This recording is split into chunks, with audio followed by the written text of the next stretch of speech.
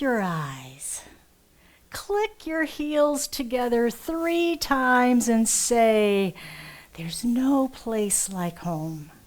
There's no place like home. You probably remember that from The Wizard of Oz, right? Most of us have seen that. It's like the final scene. You can open your eyes now. But that's what we're talking about. We're going to be following the yellow brick road to freedom this month as we talk about unchained spirituality. That's our theme.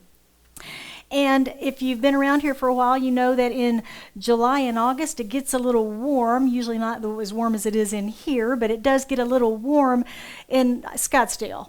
And so we like to have a little fun. We introduce every July and August our Sizzling Summer Series. And that is where we just do something fun. We might talk about storybooks and fairy tales. We might talk about movies and adventures, superheroes. It's just hard to tell. We've had a lot of fun talking about a lot of different things. And this month we're going to be doing The Wizard of Oz. We're doing The Wizard of Oz. And if you remember, I'm going to start just today and talk about the introduction. If you remember the first 20 minutes or so of the movie, it's all in black and white. Remember that? It's kind of a sepia tone and grainy, and it's a dusty, bleak farm in Kansas. And we see Dorothy, and we meet little Toto, her dog, and she's walking home, and she's just upset because Mrs. Gulch is after her, right? Mrs. Gulch is after her. Well, and it's interesting watching it and paying special attention to just that opening piece of it this time. I noticed very much all of the characters are right there in that first scene. All of the characters. We see the Scarecrow, the Tin Man, the, what's the other one? Lion. Scarecrow, Lion, and Tin Man. Yeah, right. Thank you, James. Scarecrow, Lion, and Tin Man are farmhands right there. And, of course, Mrs. Gulch is the lady on the bicycle. You remember her? You can hear the music in your head, right? The scary music. She's the Wicked Witch of the West that shows up in the later in the movie. And the professor that she runs into on the road, he becomes Oz. He's in the movie. So we see all of these characters as actually characters in Dorothy's life right there in that opening scene. Right in that opening scene. And if you remember the movie, Dorothy is walking home from school and she has to go by Mrs. Gulch's house every day. And Toto jumps the fence, gets in the garden, and chases her cat around. Well, Mrs. Gulch is not very happy about that. So Dorothy is coming back onto the farm and she's complaining to everybody about Mrs. Gulch and what's going on and what's going to happen to the dog. And one of the farmhands says, Dorothy, use your brain. Now guess which one that was, right? Yeah. And don't go by Mrs. Gulch's house. Go home a different way. It's kind of like the doctor saying, when does it hurt? It hurts when I do this, then don't do that, right? Dorothy, don't walk by the house, right? So we see other examples of the characters' personalities in this opening scene that we later see them truly embody or become an archetype of in the movie. The fear and the lion and the scarecrow and the wisdom and so forth. It's all right there in that opening scene. And then Auntie M is, if you remember the incubator, the chicks had broken. And so they're trying to rescue all the chicks and get them in with the hens. And Dorothy is wanting to tell them the story. And Auntie M finally says, Dorothy, go find some place where there's no trouble. You're in the way. And Dorothy goes over, and Judy Garland, of course, she leans against that hay stack, and she begins to, in a wanderlust sort of way, say, a place with no problems, behind the moon, over the rainbow. And she launches into that beautiful song, Somewhere Over the Rainbow. Bluebirds sing, skies are blue. Wouldn't that be nice about now? Someplace over the rainbow, but there's really no place over the rainbow we can go right now. So it sounds lovely, especially in the midst of our 2020 so far and what we're going through, and I've certainly felt that way a few times. Somewhere over the rainbow, there's got to be some place of peace and ease, some place of calm, and maybe longing for the old normal or some sort of new normal to set in, or some place where we're not dealing with face masks and hand sanitizer and negative news all day long and all the other things that we're dealing with, somewhere over the rainbow. But you've probably felt that way too, either during this time of COVID or maybe some other time in your life, where there was just this bubbling up of desire for something to be different. Something needs to change, something to be different. Want to experience something else. A desire to be free. A desire to be free. And freedom is really what we're going to be talking about all month long. And when we go to the Science of Mind text, which was written by Ernest Holmes, who's the founder of Centers for Spiritual Living, he talks a lot about freedom in the Science of Mind. And he gives us a big, long definition of it, which I'm going to tell you about today. He says, recall that freedom means that man is crafted in the image of perfection and let alone and allowed to make the discovery for himself. Freedom of will means the ability to do, say, and think as one wishes, to express life as one personally desires. You shall know the truth, and the truth shall set you free. It's that mystical saying that Jesus taught. And the understanding of truth, infinite principle, is the emancipator. Understanding those aha moments that we have where we go, oh, now I get it. And it's a total shift in our awareness. That's what sets us free, is understanding. We're bound by our freedom. Our free will binds us. Because of the beliefs and the choices that we make based on those beliefs, that we think that's all there is, we get stuck there, and then we can become bound by that freedom to make that choice. The universe, being deductive only, cannot refuse us anything. It just says yes, right? We hear that all the time. The universe just says yes. It's not a decider. And the very force that makes us sick can heal us.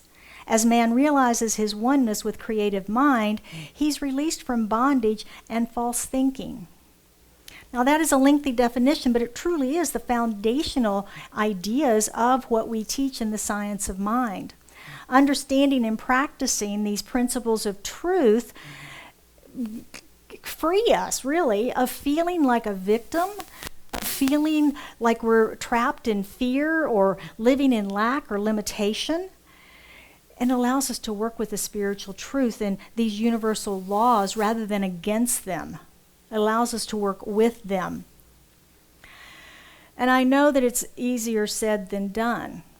I realize that. I've done work. I've been in this teaching for 20 years.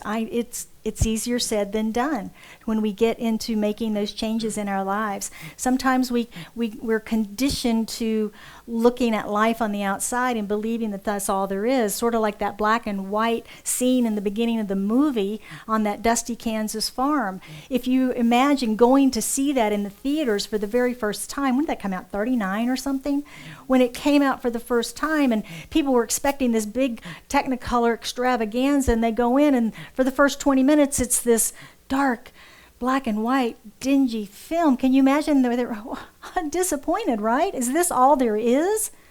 And we sometimes can feel trapped in a black and white world in our own lives, created by the beliefs and the limitations we've set for ourselves, rather than recognizing the Technicolor capabilities that are there. So have you discovered some of your hidden beliefs over the years? Now, most of you I know have been on this journey for a while, and I believe most of us have discovered some of those hidden beliefs, and maybe we're surprised by them and have been able to transform them, to rise above them. But the challenge becomes when we are figuring out how to make the connection between what is happening in our lives, the effects, and the beliefs that are creating that for us.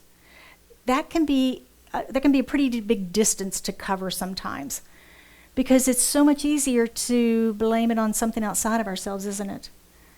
And we saw Dorothy doing a little bit of this in the show, because what did she want to do? She wanted to blame mean old Mrs. Gulch because her house was in the wrong spot. It was on Dorothy's way home. The house shouldn't have been there. And why did she have a gate that the dog could get over? And why did she have to have a cat that the dog wanted to chase? And why did she have to have that garden? Did she really have to have a garden?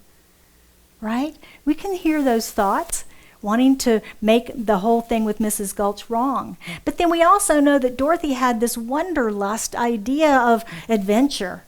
Remember when she ran into Professor Marvel and he's got his wagon all painted up and it says the crowned heads of Europe, and she says, I want to go with you. I want to see the crowned heads of Europe. His response was, do you know any? But she had that wanderlust. She was willing to go away with him, run away from home. She wanted to go to a place where there was no troubles that she had to deal with. All of this energy and the desire that she had during this time, the fear of it all, combined and gave her the courage to run away, to leave town. She packed her bag and her basket and took her Toto and she ran away. She ran away from home, but it didn't last very long, did it? That part of the movie didn't last very long because she did run into Professor Marvel, and he lifted a picture of Auntie Em out of her basket and then looked at his crystal ball and very mystically started saying, oh, I see. And he explained to her that Auntie Em had fallen ill in her absence. So Dorothy had to run back home. So she ran back home to take care of Auntie Em and ran smack into a tornado, didn't she? Into a tornado.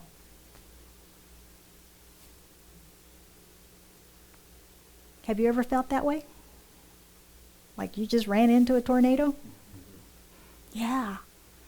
I remember back in the 80s when I was still in the jewelry business living in Dallas. I was very young. And we had moved. Our jewelry store was being remodeled. It was an older store, and they were remodeling and updating it and making it all nice and fresh and pretty. And so we moved into a temporary location in another space in the mall, and it was not a very attractive space and really wasn't set up to be a jewelry store. It was truly a temporary space, and staff morale was down. Sales were down. People couldn't find us, and when they got in there, they weren't inspired very much by their surroundings, and we were bringing in a new computer system for the first time, going from manual writing out tickets and things to entering it in a point of sale it was this big computer sitting on the desk. And people were frustrated with that, learning a new technology that was unfamiliar to them. I had a week of vacation scheduled and was feeling a little burned out as I was the store manager, so I decided to take my vacation. And I'm glad I did because I got very clear and energized on what I needed to do when I got back in there and working with the staff and turning things around. And so I got back to work, and during that week, the regional manager came in. I said, hey, let's sit down and talk. I want to talk to you about some ideas I have for the store. And he goes, great, let's talk. Before I could say anything, he says, we're going to demote you and move you out to a small suburban store. What? Tornado. I wasn't expecting that. I didn't see that coming at all. I was energized and ready to move forward with new ideas, and boom, I hit the tornado, and I had to start over. Well, long story short, it worked out very well for me because I took my career in a different direction. And I learned a lot of things during that time that expanded my business education, if you will, things that I continue to use today. I couldn't see it then. All I saw was the tornado, the devastation, the demotion. But it was a time of creation, not devastation. Creation.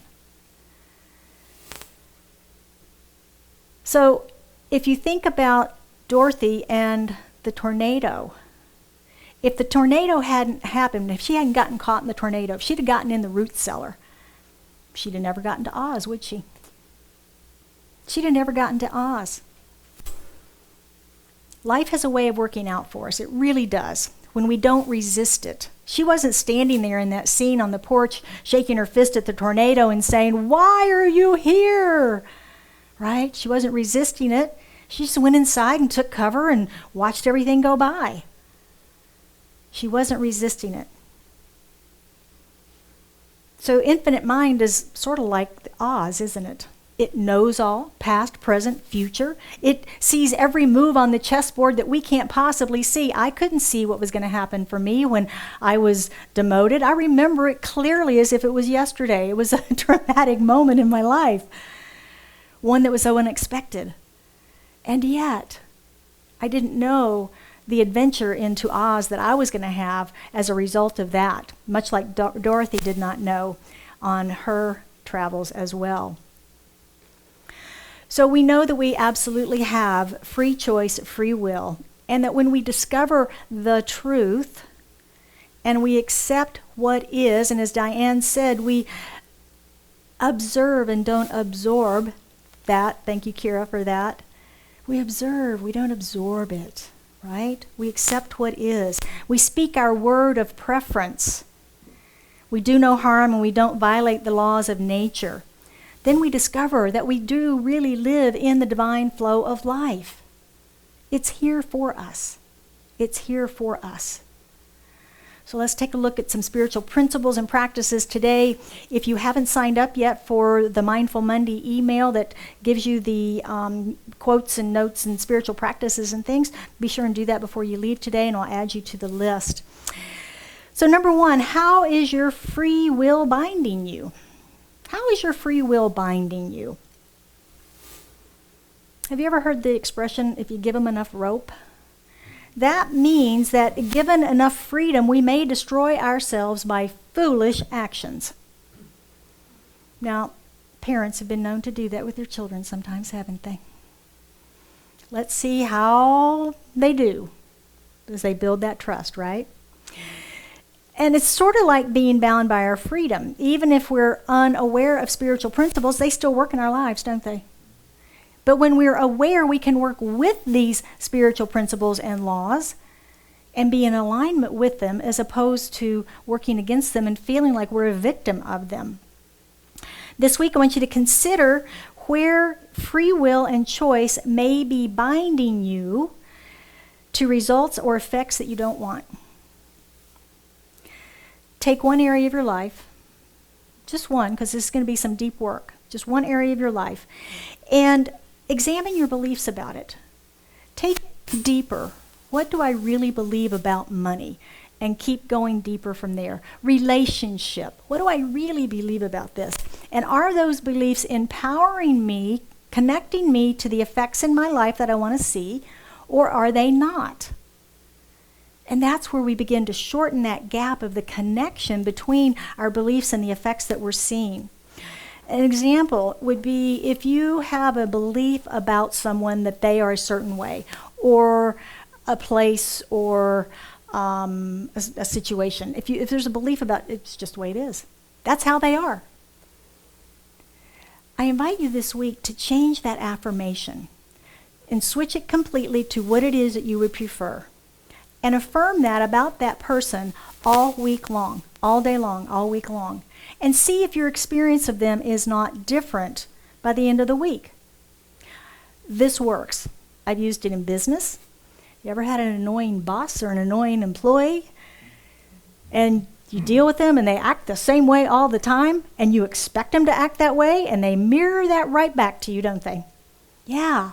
But when we can begin to believe something different about them, they begin to respond differently because they're now reflecting that new belief back to us. I promise it works. Try it. Number 2, bless the tornadoes in your life. Bless the tornadoes. Remember the scene of Dorothy with the tornado? She wasn't, fighting against it and resisting it. She probably wasn't blessing it in that moment, but she wasn't resisting it. And had she not had that, she wouldn't have experienced Oz and all the stuff in between. Or my tornado. I would not have experienced all that I've experienced in between had that not happened to me. It's not a path of destruction. The tornadoes in our lives really are a path of creation, a path of creation. So think about a tornado that you have come through in your life, past or present, and think about how it either has or is changing the course of your life. What storm might you be in the midst of that you could bless right now? Imagine how powerful that would be. I was thinking about this on the drive up here and the COVID situation. You know, it's like, I was talking to it actually, and like, okay, why are you here? What are you here for? What are you here to show us? What tornado does this appear to be in our lives? And how can we find the path of creation in this as opposed to the apparent path of destruction that we're seeing splashed across our media screens? I didn't get an answer, but I'm going to keep asking the question. Spend some time in contemplation and journaling for yourself on this, on your own tornadoes, and see if you can discover the blessings in those. Ernest Holmes said in the Science of Mind magazine, if our nature is one, if God is one, and we know that God must be one, for the universe cannot be divided against itself, then we are all tied into an indivisible unity. We shall have to get back to this unity to find the meaning of freedom. Nothing in any part of this cosmic whole could be considered freedom which would destroy the liberty of some other part of it. That would be self-destruction. That would be a kingdom divided against itself. The kingdom of God is one kingdom. So we know that true liberty must spring from true unity of good. An indivisible unity and freedom are really what our forefathers and mothers envisioned in our Declaration of Independence some 244 years ago, yesterday, and that's what we've been celebrating this weekend.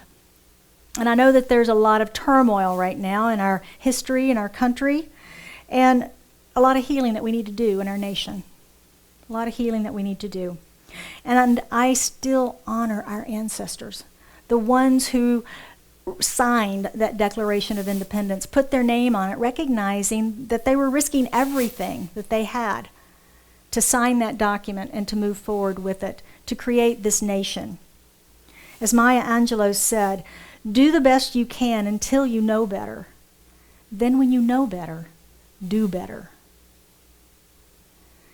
In closing today, we hold these truths to be self-evident, that all are created equal, that they are endowed by their Creator with certain unalienable rights, that among these are life, liberty, and the pursuit of happiness.